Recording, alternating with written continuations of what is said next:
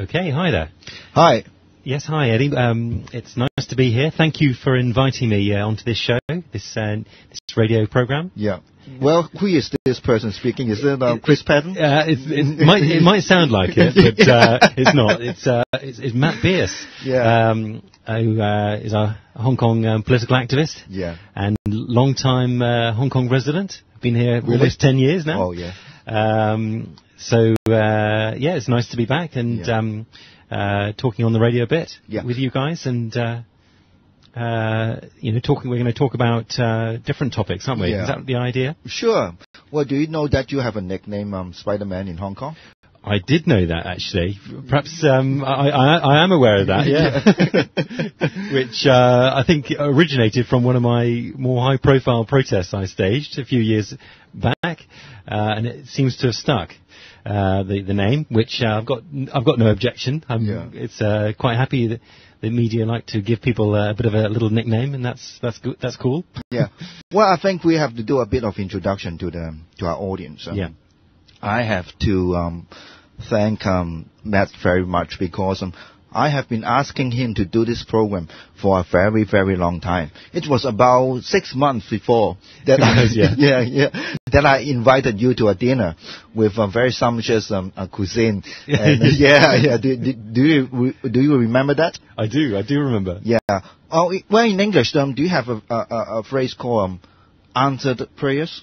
Yeah. Yeah, well, that my prayer is answered. And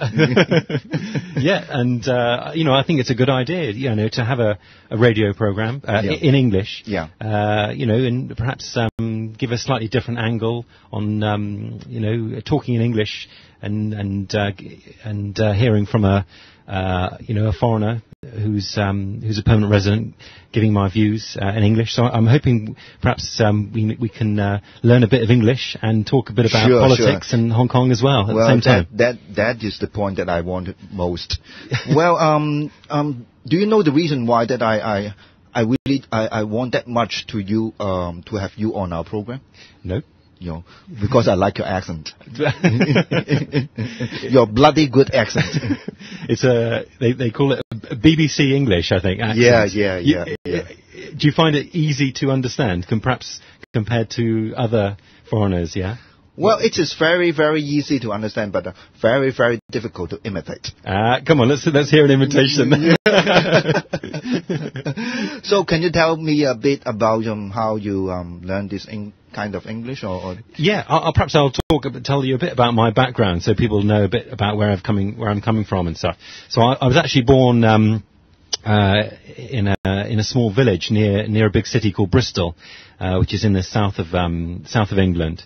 And a very good, sort of middle class family, and had a pretty good childhood and upbringing, and went to school. I lived at school. It's called a boarding school, where you live in the school, and that was a couple of hours away. So I'd actually only visit my parents every couple of months. Would you mind to explain what is an English boarding school? I will, because obviously in Hong Kong, none of the schools are boarding schools. Everyone, at the end of 5 o'clock or whatever, everyone goes home to their parents. But what happened at the school I was in is that you actually live in the school, so that I lived in a big dormitory with about 15 other boys, and we wouldn't see our parents for sort of 2 months at a time. So we'd go back every couple of months, for half term or end of term. But apart from that, my world was within this small town where I went to school, and that was the upbringing I had. In England, if parents if they've got a bit of cash, if they can afford it, then they would send to their kids to those kind of schools.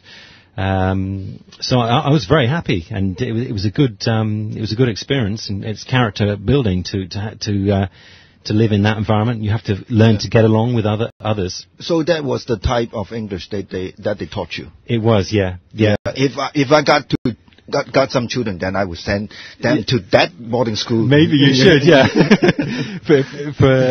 for learning a good English accent, a real classic BBC or Queen's English accent.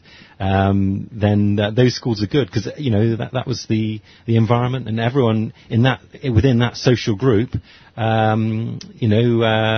in that way. Yeah. And I was fortunate. I had a good upbringing, but it made me realise, actually, it got me interested in politics, because it made me realise that other people weren't as fortunate as me, both within Britain and also in other countries.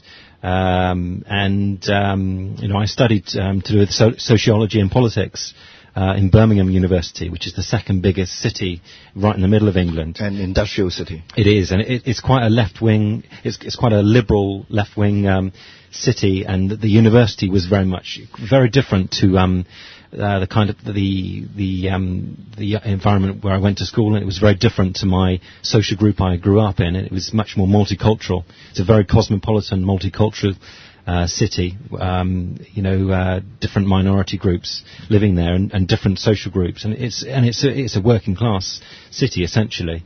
And the people I went to university with, certainly we had some challenging discussions, and we had some good debate, and when I met lots of different kinds of people, that does shape your politics, really. I'm a great believer that you have to be willing to change your view if you can't justify your view. Yeah. So when do you have the kind of political point of view that you have right now? And I mean, in your secondary school or in your university? Yeah, it came later. Much later, after university. Not until I really got to Hong Kong 10 years ago. Oh, really? Yeah, really. So actually, Hong Kong is the city which shaped the Spider-Man's political point of view. I think it did in many ways, actually. Yeah. We are so honored. Maybe you are, actually. Because, when because I came to Hong Kong when I was in early 20s as a postgraduate at Hong Kong University, studying to do with Asian culture and politics. And, as a foreigner, when you actually live in a foreign country, in a way that sort of cuts you off from your home country in many ways. And you meet and I met other foreigners and Hong Kongers, and we had discussions, as you often do when you're in your early 20s, and you get to think about shaping your own politics, your own opinions and views. Was that before the handover or after the handover?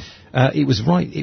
I arrived just before the handover, to give you an idea. You mean literally a few weeks. Just before June 1997? Yeah, literally a few weeks before the handover. Yeah. And I deliberately came here early, because I was starting a course that September, I think. So I came here a few months early, and I was here over during the handover, and then I went to travel around mainland China for about 6 weeks on my own, backpacking, which was quite an experience, which I don't know if I'd ever do it again, but and then I started this course for 2 years at Hong Kong University. Yeah, so I presume you do not have any hand-on experience about the colonial Hong Kong. Not really, not really, to be honest. And I've obviously heard stories, and you're kind of aware of the way it is, and the way I'm aware of the way the way things were run then.